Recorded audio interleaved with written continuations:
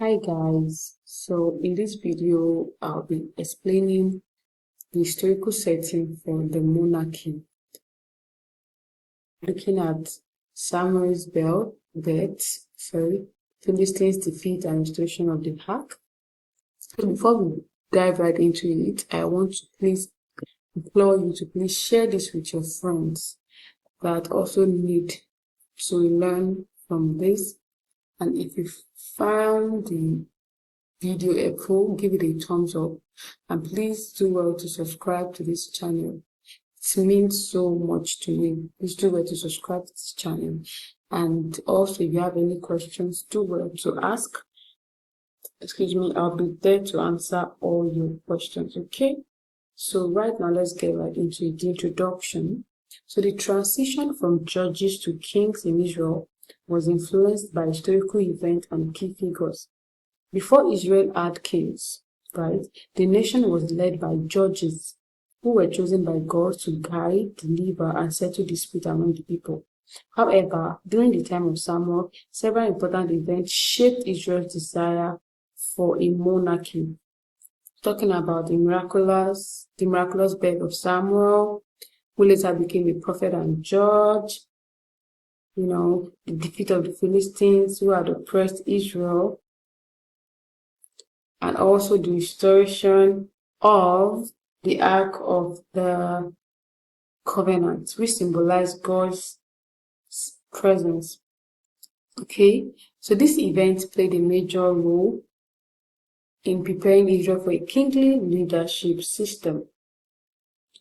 Alright, so let's go to Samuel's birth. Before Samuel was born, his mother Anna was barren and could not have children.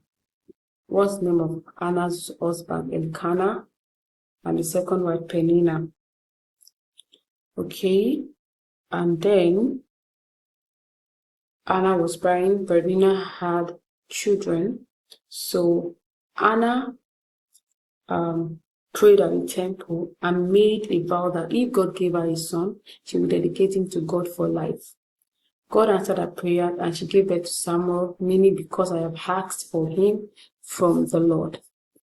So after Samuel's death, Anna took Samuel to the temple after winning him and left him to serve under Eli the priest. So as a child, God called Samuel 3 times while he was sleeping, and he responded, "Speak, Lord, for your servant is listening." Now, he called him 3 times. It was on the 3rd time that Eli told him that when he heard the voice again, he should respond with, "Speak, Lord, for your servant is listening." So like he responded the 4th time. So this was a sign that God had chosen him as a prophet to guide Israel. So the sign that God has chosen him as a prophet to guide Israel. And Samuel's birth was significant because God raised him as a leader to prepare Israel for their future kingship. So let's look at the Philistines' defeat. How the Philistines oppressed Israel.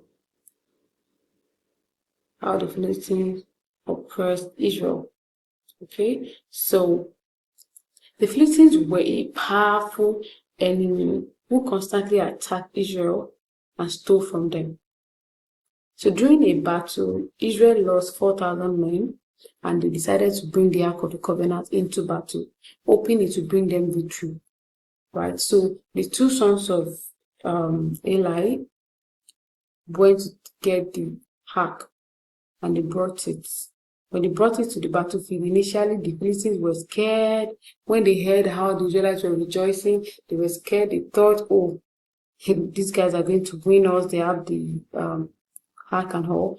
Instead, the Philistines defeated them again, killing 30,000 soldiers, including Eli's 2 sons, Ophni and Phinehas. And the Ark of the Covenant was captured by the Philistines. So, you know that God already told Samuel that he was going to destroy the house of Eli because Eli did not train his kids well. So this was like the manifestation of the prophecy that God already gave Samuel. So now God punishes the Philistines. So after taking the ark, the Philistines placed in the temple of their god Dagon. The next morning, Dagon's statue had fallen face down before the ark. And on the second day, its head and hands were broken off. So the Philistines also suffered diseases and plagues in every city where the ark was kept, till they had to return the ark. So the Israelites defeat the Philistines. So the Philistines returned the ark, and Samuel led Israel back to God. He told them to repent, they should put away their idols. They were kind of discouraged because of the way Eli's children were misbehaving. So Samuel had to talk to them, led them back to God.